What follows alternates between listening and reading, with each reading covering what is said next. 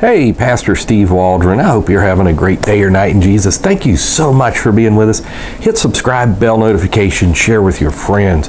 We're going to look today at a biblical subject on how immodesty helps bring in the reign of the Antichrist far more than you might think. You know, there's great books. Wendy Shallett has one on modesty, The Public Undressing of America. I can't remember who wrote that. I've done a review on it here. Of course, Dr. David Bernard has some fantastic books on that.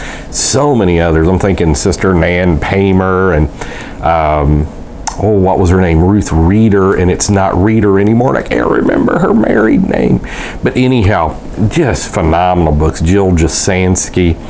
But let's look at this biblical principle, how immodesty. You might be saying, Pastor Waldron, that's not true. You have to remember, look at pictures from 100 years ago, compare them to today. You might see a difference. Okay, so Matthew 6:23 says this, "But if thine eye be evil, thy whole body shall be full of darkness. If therefore the light that is in thee be darkness, how great is that darkness?" Let's break that down a little bit. If thine eye be evil, thy whole body's full of darkness, like pornography, looking at immodesty. You remember socialism, should I say socialism or communism, the Communist Manifesto. I've done some reviews on the Communist Manifesto. I've read it, I don't even know how many times, because I just want to learn about it in this type thing. And, you know, it talks about the community of women, and part of that, obviously, it goes into the abolition of the family.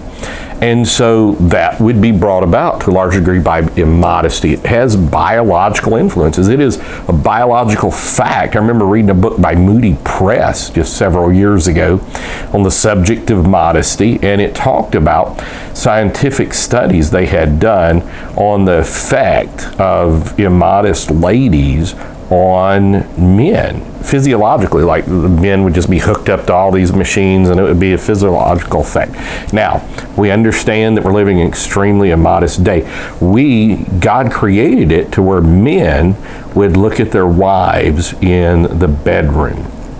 And so women shouldn't be trying to get their self-esteem through, you know, how many heads they can turn and all this kind of stuff. They should be getting it through Jesus Christ. But we understand that in so many ways we're not living in a biblically based culture anymore.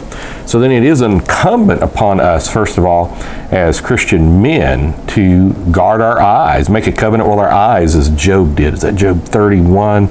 He made a covenant with his eyes, and to look straight before us in the book of Proverbs and this type thing. But also for Christian women to go to 1 Timothy 2, verses 9 and 10, and 1 Peter 3, verses 1 through 6, and see how to conduct ourselves as themselves as Christian women, and what are biblical definitions of modesty. And I've done several videos on this, and there's so many books. I've actually written a book on holiness that's in the midst of getting edited right now, that goes into this, you know, that the upper thigh, Exodus 28:42, Isaiah 47:1 and 2, is nakedness biblically. Anything below the collarbone is nakedness biblically. And these are things, and part of the things that is the love of the world is the lust of the flesh. Flesh is an attractant, especially when you sow to the flesh to make it look a certain kind of way, because people are in the image of God, and they can turn the image of God into idols. One of the most misused scriptures in the Bible is, you know, I do all this because I'm temple of the Holy Ghost. Well, be very careful with that, because we're supposed to shine forth His salvation, His love, His Spirit through us. So getting back to this, I mean, it's very, if thine eye be evil, thy whole body is full of darkness. Now, I know that's not solely talking about immodesty. It's talking about covetousness in general. Thy whole body should be full of darkness instead of light. If therefore the light that is in thee be darkness, how great is that darkness? So it would include that as well. And then in Luke 11, verses, I thought I had it memorized, 34 and 35, Jesus says this, "The light of the body is the eye. Therefore, when thine eye is single, thy whole body shall be full of light. But when thine eye is evil, thy body also is full of darkness.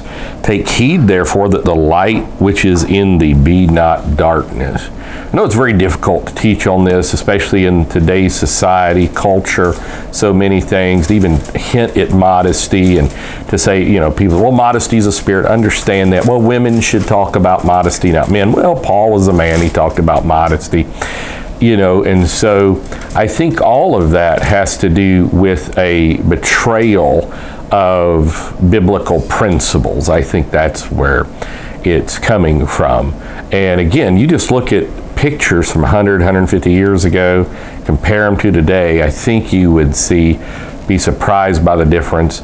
And so regardless of what your affiliation and all that kind of thing, look to the Bible. We're sola scriptura, and it tells us and shares with us how we are supposed to live. And even dress. God does care about our dress. Again, another one of the most misused scriptures in the Bible is 1 Samuel 16:7, that God looks upon the heart, man looks on the outward appearance. And people are like, yeah, you forget man looks on the outward appearance. That's right.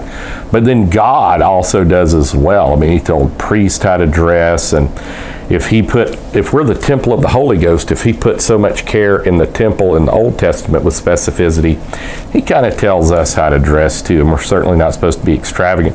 And men can be immodest as well. Men can have costly array as well. And I've seen men a lot more worldly and concerned with their looks than women. And but obviously it's innate in women to kind of care about that. I always find it funny, and I don't own a television set, but if you ever see a television set or something like that, that you'll have, you know, two guys in a suit, and the woman's normally going to be dressed in some form of immodesty because she cares. She's wanting attention. So immodesty brings in the Antichrist. Because if our eye be evil, our whole body's full of darkness, well, the prince of darkness is going to be raised up, and it's one of the symptoms of the end time. Love you. God bless. Thanks for being with us today. Hit the bell notification, subscribe. As I mentioned earlier, put it on social media, share, join us daily. Please listen to all our other videos. We have about 5,000 plus. God bless. Bye-bye.